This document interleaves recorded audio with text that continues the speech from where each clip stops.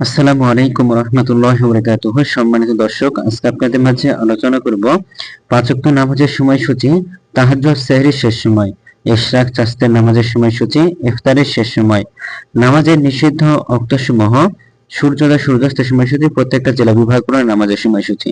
তো আজকে রবিবার ৩ আগস্ট ২০২৫ ইংরেজি, ১৯ শ্রাবণ ১৪৩২ বাংলা, ৮ সফর ১৪৪৭ হিজরি।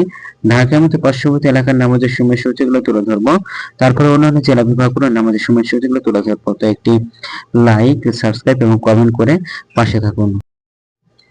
আজকে ফজরের নামাজের ওয়াক্ত শুরু হবে ৪টা ১৩ মিনিটে, ফজরের নামাজের ওয়াক্ত শেষ হবে ৫টা ৩২ মিনিটে, জোহরের নামাজের ওয়াক্ত শুরু হবে ১২টা ১৪ মিনিটে, জোহরের নামাজের ওয়াক্ত শেষ হবে ৪টা ৪৯ মিনিটে, আসরের নামাজের ওয়াক্ত শুরু হবে ৪টা ৫০ মিনিটে, আসরের নামাজের ওয়াক্ত শেষ হবে ৬টা ১ মিনিটে, মাগরিবের নামাজের ওয়াক্ত শুরু হবে ৬টা ৫২ মিনিটে, মাগরিবের নামাজের ওয়াক্ত শেষ হবে ৮টা ১২ মিনিটে, এশার নামাজের ওয়াক্ত শুরু হবে ৮টা ১৩ মিনিটে, শেষ হবে ৪টা ৮ মিনিটে।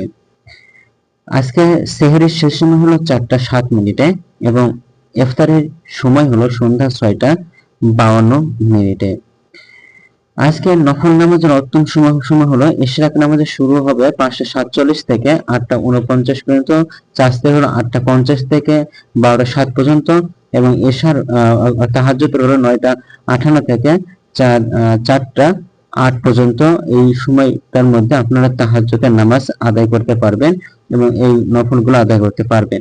নামাজের নিষিদ্ধ ওয়াক্ত সময় হলো সকালে ৫টা ৩৩ থেকে ৫টা ৪৬ পর্যন্ত, দুপুরে ১২টা ৮ থেকে ১২টা ১৩ পর্যন্ত এবং সন্ধ্যায় ৬টা ৩২ থেকে ৬টা ৪৮ পর্যন্ত। এই সময়গুলোর মধ্যে আপনারা কোনো প্রকার নামাজ আদায় করতে পারবেন না। এইগুলো ঢাকা মতো পার্শ্ববর্তী এলাকার নামাজের সময়সূচি।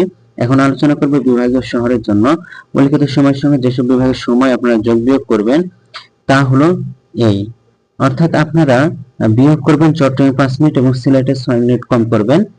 ঢাকার মতো পার্শ্ববর্তী এলাকায় যে আমাদের সময়সূচিটা রয়েছে সেখানে চট্টগ্রামে ৫ মিনিট এবং সিলেটে ৬ মিনিট কম করে গণনা করবেন, তাহলে কিন্তু হবে। যোগ করবেন খুলনাতে ৩ মিনিট, রাজশাহীতে ৭ minute, Rangpur ৮ minute, Barishal ১ minute বেশি করবেন। ঢাকার মতো পার্শ্ববর্তী এলাকায় যে আমাদের সময়সূচিটা রয়েছে সেখানে খুলনাতে ৩ মিনিট, রাজশাহীতে ৭ minute, Rangpur ৮ minute, Barishal ১ minute বেশি করে গণনা করবেন, তাহলে কিন্তু হবে। তো আজকের ভিডিওটা আমাদের এই পর্যন্ত ছিল। আর এই সূত্র করে নিয়েছি ইসলামিক ফাউন্ডেশন থেকে। ভিডিওটি ভালো লাগলে অবশ্যই চ্যানেলটি সাবস্ক্রাইব করে পাশে থাকবেন। ধন্যবাদ সকলকে। আসসালামু আলাইকুম ওয়া রাহমাতুল্লাহ।